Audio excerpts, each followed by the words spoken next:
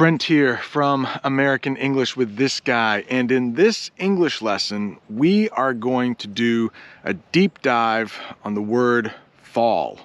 Now this is the second deep dive we've done. The first one was on brush. Anytime you do a deep dive, it means you learn a lot about the subject. You spend a lot of time on the subject. So I have a feeling this is going to be a very long lesson, but if you stick around until the end of this lesson, you will know almost everything there is to know about the English word fall. It's such a difficult word. It has so many uses. I didn't know where to start, but I thought maybe we'll start as a verb, fall. So it usually means something is standing up, like I'm standing up right now. I'm standing right next to a lake that has ice in it. And man, I'm kind of old, but if I fell, that's the past tense, it's an irregular verb, I would go down to the ground like this and probably be laying on the ground. The ground's a little dirty, but that would be me falling. I'm gonna stand up again. But that's how we use it as a verb. And like I said, it's an irregular verb. It's not a common verb.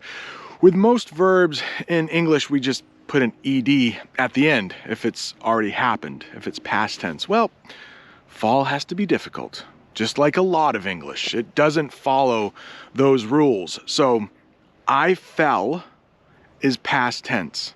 I fall, which we usually don't say, but maybe, hey, when the ice is slippery, I fall on it. So that's present tense. It means it happens often. But let's say last week, past tense, you fell on the ice. Look at the ice is forming here. Let's say last week you were in your driveway. It's getting so cold right now that the water on the ground is turning to ice. So you might tell a friend, last week I fell on the ice in my driveway. But we also have the past participle of fall, and we usually use that when it happens often or it has happened a few times. So maybe it was a really bad week for you last week. You could say to your friend, hey, last week I've fallen on my ice in the driveway like 10 times. That would be a really painful week. But that's how you would use it as a past participle. It's happened many times. There are very few leaves on the trees anymore. And the ones that are still there, they're pretty dead. But most of the leaves have fallen from the trees this past fall. Oh, wait a second. I just used fall as a noun. You might know this already, but instead of autumn, they talk about that season in England using the word autumn. And that's right after summer, but right before winter. And here in the United States, we use fall for that season. Maybe it's because the leaves fall from the trees during that time of year. I'm not sure, but it can be used as a noun like that. It can also be used as an adjective to describe a bunch of things that you might do in the fall. For example, maybe in the summer, you like to wear shorts. Maybe you like to wear t-shirts, but when it gets a little colder, you need to get out. Get. That's another hard word. We'll do a deep dive on get, but maybe you need to get out your fall clothes. That's a term we use in the United States. So it's just a term for warmer clothes when the weather starts getting colder.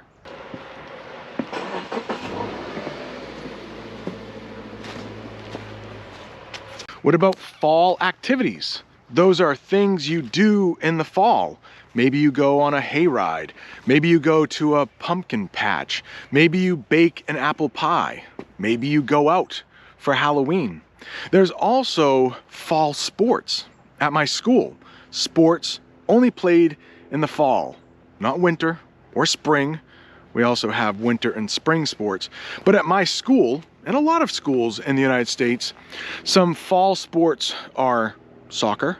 Yes, we use soccer here. Football. We don't say American football. We just say football. Cross country running. It's running in woods like this.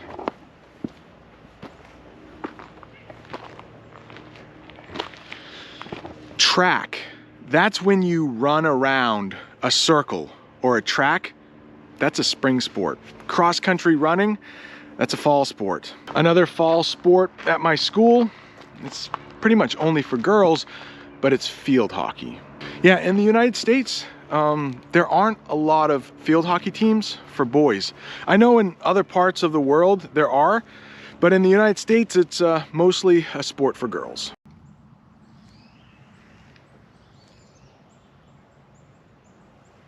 We also have a lot of phrasal verbs we use with the word fall.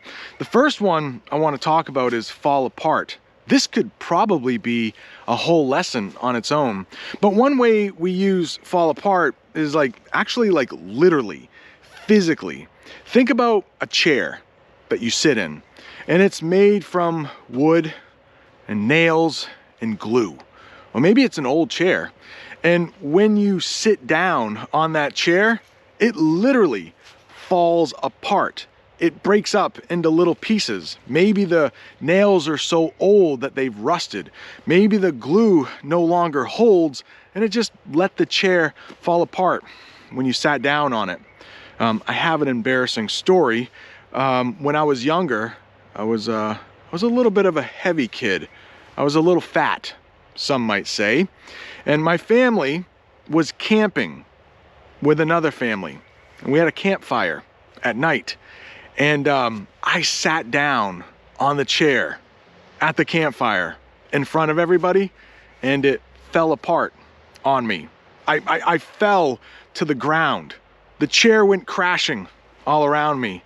And I think a lot of people laughed. So I felt pretty embarrassed. Another way we use fall apart is with emotion. So often if somebody falls apart, it means they start sobbing or crying a lot. Let's say there was a car accident. I just did a lesson on car accidents, by the way. There's a link in the description if you want to see that one. But maybe it was really tragic and maybe somebody got really hurt, maybe a child. And when the mother hears about their child getting hurt in a car accident, they might fall apart. Another word or term you might hear is lose it. They just break down. Oh man, we should probably do a deep dive on break, right? Well, it's just when they fall apart, they might even sink to the ground. They might literally fall to the ground and start crying. They fall apart emotionally. Your plans might also fall apart. I love to use this example. Let's say you and a friend are going to a party on Friday night. You're ready to go and something happens. Maybe the party gets canceled. Well, your plans could fall apart. They just don't come together. Oh gosh, come. That's a really hard word. We should probably do a deep dive on that word one day too. We also have the phrasal verb fall back. And that's usually when we're talking about an army. It's not all that common. If an army is fighting another army and they're getting beat, they might have to fall back. Another word you'll hear is retreat. So they move away from the fighting and they fall back. Maybe if somebody is marching, also, the army, the military might do that too. A band might do that, playing instruments, but they could also fall back. So if they're marching and maybe a couple people get behind other people, that would be fall back. It's a little different from fall behind, which we will talk about later. Fall back. Hopefully that makes sense. But now I'm going to add a simple preposition to fall back and completely change the meaning. Fall back on. Fall back on.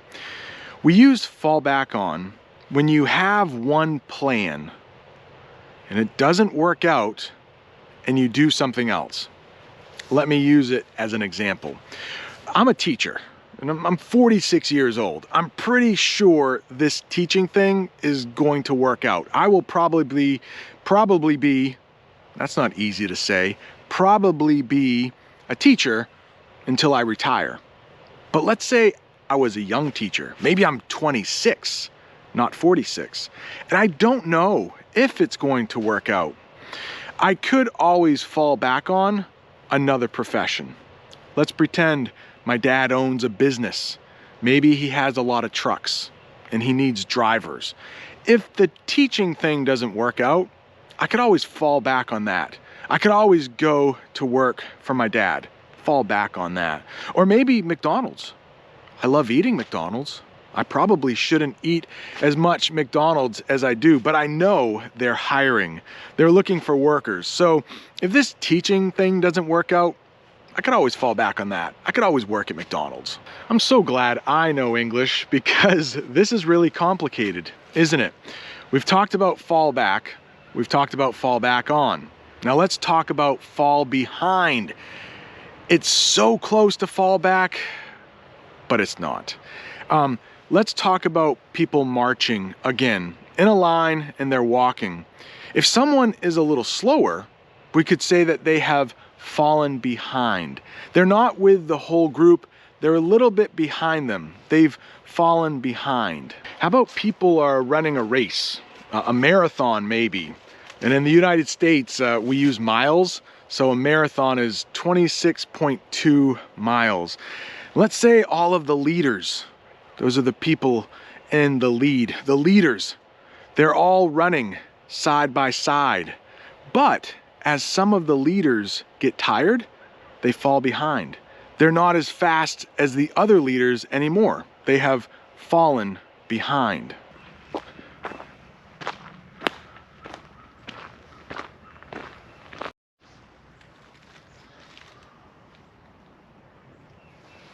You can't camp here and you can't smoke here. This is a tobacco-free area, so don't even think about smoking here. Fall behind. Did you get that? You know what fall behind means? Well, I have bad news. There's one more way we use fall behind, and that is with work. So let's say you're taking an English class, and maybe at the beginning you have an A, but then you get busy. You have other obligations, you have other things you need to do, and you don't do all of your work for that class. Maybe now you have a C. We use the grades A, B, C, D, and F in the United States. A C is average. You're not failing, you don't have an F, but it's not as good as an A. You've fallen behind a little bit. Maybe at work, your boss is just giving you too much work and you can't keep up. Oh no. Keep, that's a really hard word too. Maybe we need to do a deep dive on keep. But if you can't keep up, that means you can't maintain the amount of work you have been doing. You can't keep up. You fall behind. Most of the time when we use fall, it's a negative thing. But here's a positive one, and that is fall into place. That means when you have a lot of unknown things, but they all work out. Oh no, I think work is another word we should use for a deep dive. But let's say you're moving to a new city. You need a new job. You need a place to stay. When you first arrive to that city, you're a little nervous. You're not sure if things are going to work out. You're not sure if you're going to find a job or a place to live. But maybe after a week, you've found that job. You found a place to live. Things have just fallen into place. Things have worked out. Things have turned out for the best. Are you sure you want to learn English? It's so hard. You could just turn off this lesson and just speak your own language for the rest of your life. But hey, you're still watching, so that must mean you want to learn. So let's keep going. The next one, it can be almost the same, but a little different, is fall over and fall down. I mean, they sound so similar. And basically, fall down is more of a direction like this. Like my hand is falling down right now. And fall over is more like this. So let's talk about a building. And if it falls down, it goes like this. And there's a plane flying over during my lesson. Don't they know? We're trying to learn English here. Hopefully that's not too distracting. But fall down, maybe like the trees behind me, they're not gonna go like that. They're probably gonna go like that. We might say tip over, fall down. It's the same thing. If you mix up fall down and fall over, it's probably not a big deal. Most of them mean just anytime you use it, it's just one thing is going from up to a down position, mostly. How about this one? You might know it already. It's fall in love. It means you're really attracted to a person. It means you might marry them one day. You might spend the rest of your life together. You could also fall madly in love. It's maybe a little bit more than just in love. Or you could fall head over heels in love. Here's my head. Again, if you've seen my other videos, don't laugh at my dad's shoes. But your heel is the back of your foot. That's your heel. So if you fall head over heels in love, it means you're really in love. Now back to the negative ways we use fall. They had a falling out. They had a falling out. It means at one time they were good friends, or who knows, maybe they were in love. But then they had an argument and they're no longer friends, or they're no longer in love. You can use this for couples who are in love or just friends, but if they had a falling out, that means they're probably not speaking to each other and they're probably pretty mad at each other. Can things be fixed? Yeah, maybe, but at the time, they're probably not friends. Something could also fall on deaf ears. If ears are deaf, it means they don't hear. So if something falls on deaf ears, it's ignored. Let's say there's a real dangerous part of your city. Maybe there's a road and it's so curvy, you're afraid someone is going to get into an accident and get hurt.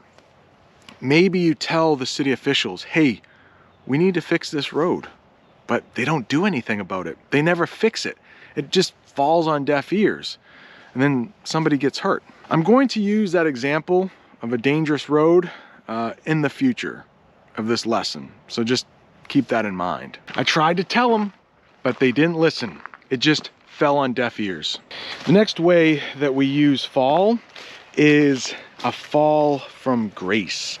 If somebody has a fall from grace, it means they were well respected, maybe famous, maybe rich, and then they do something wrong and people stop liking them.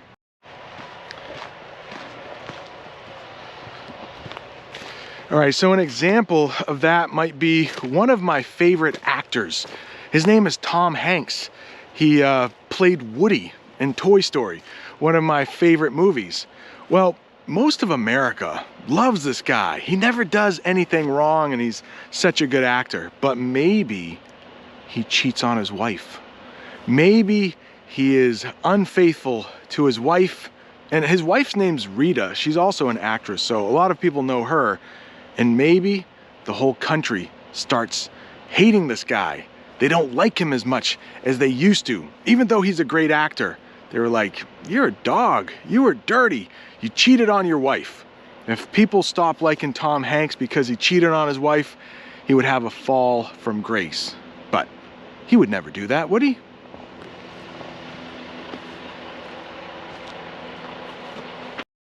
I just said Woody, as in like he played Woody in the movie. I didn't even mean that. I just said it really quickly. Would he? Woody. Hey, here's a pile of rocks for no reason. I'm not sure why they have them here. I'm sorry, that Woody, that was a bad dad joke. Just please forget I ever said that. There's a truck over there, idling. It's just letting the engine run. They're not moving. I hope that doesn't interfere with our lesson. Can you hear it? Hey, if you want to see an English lesson at a truck stop, there's a link right up there. The next way we use fall in English is let the chips fall where they may. Let the chips fall where they may. Chips, potato chips, but in this way, actually means little pieces. Let the pieces fall wherever they land. Okay, let the chips fall where they may. Let the chips fall where they may. Let's go back to that dangerous road you're worried about. You've told the city officials, they did nothing. It fell on deaf ears. You might just have to say, well, let the chips fall where they may. I've done my job. I've told the people, they haven't done anything. If someone gets hurt, it's not on me. It's not my fault anymore. I did my job. Let the chips fall where they may. There's nothing you can do. It's out of your hands. You've done your job. Let's say you have a job interview and you're really nervous, but when you get out of the job interview, you think you nailed it. You think you did really well. And then your friend asks you, how did the job interview go? You could say, it went really well. Do you think you'll get the job? I don't know. I did my part. I did as well as I could. Let the chips fall where they may. You know, there's nothing more you can do to get that job. You've done everything. Whatever happens will happen. I'm tired just teaching this lesson. You must be tired learning this lesson. This might be one you want to watch a few times, but we're not done yet. We can do it. Let's keep going. There's a swing over there that I want to do the next example on, right over there. I couldn't go over there earlier because someone was smoking. Those are apartments over there, but I think we can sit on that swing for the next one.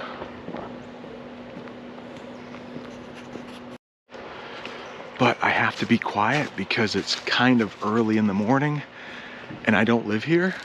I don't want to get in trouble and I don't want to wake anybody up. But it looks like this is where people come to smoke. And there's a woman walking. I hope she doesn't want to sit here. But the next one I want to do is the apple doesn't fall far from the tree. And that means that a person, she's looking at me. And that means that a person is just like their parents. But we don't usually use this in a good way. It's usually a bad way. So, as you know, I'm a teacher, and often when a student is misbehaving or they're not acting the way they should, we might invite the parent into the school to talk with them, to talk about why their son or daughter is not acting right, misbehaving. And when they come in, they're usually pretty bad themselves. Or maybe we can't even, the lighting's not good here, huh? Or maybe we can't even get them to come into the school. Maybe they're in jail. So the child who misbehaves has a parent who might be a criminal or they're just a bad person. We could say the apple doesn't fall far from the tree. Like I said, we don't ever use this in a good way. It's always a bad thing. The child is like the parent in a bad way.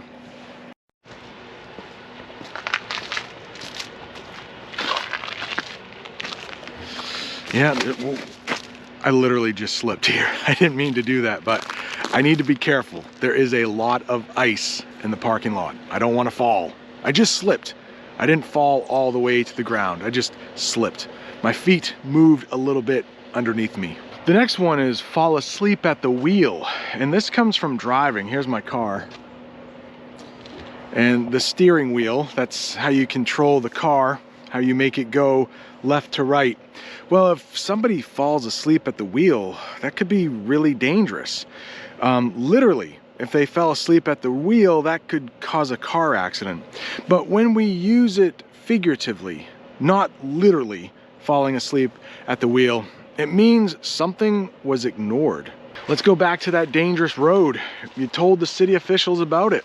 Nothing got done. They said they were going to fix it. They never did. Somebody got hurt. You could say, well, they fell asleep at the wheel. They didn't get their job done, and that's why somebody got hurt. The next one I want to talk about is fell between the cracks. Fell between the cracks. This doesn't mean ignored. Not as bad as fall asleep at the wheel. It just means it was forgotten. Let's take that dangerous road again. If it fell between the cracks and somebody got hurt, that just might mean that the city was so busy fixing other parts of roads, they just didn't get to that one first. Oh gosh, get. That's a hard one we need to do a deep dive on, but they weren't able to fix that road because they were so busy doing other things. It just kind of fell between the cracks. Not a bad thing, not as bad as fell asleep at the wheel. That means they knew something was wrong and they ignored it. They didn't do anything. If it falls between the cracks, it just means it wasn't done yet. Let's say you went on that job interview again and you did a really good job, and the boss or whoever does the hiring, they wanted to call you back for a second interview. Maybe you did so well, they wanted to get you back. But then like the boss got really busy, they didn't call you back, and maybe they hired somebody else. And then you call that job. You're like, hey, I haven't heard from you in a while. Is everything okay? Like, did I get the job? And the boss could say, oh my gosh, you just fell between the cracks. I'm sorry. You did really well, but we hired somebody else. I mean, it doesn't feel very good if you fall between the cracks. Let's say you went to the doctors because you weren't feeling well, and they said, hey, tomorrow we're gonna call you and tell you what's wrong with you because we have to run some tests or something. Run, that's another tough word, right? We have to run some tests. And then they never call you the next day because they were too busy.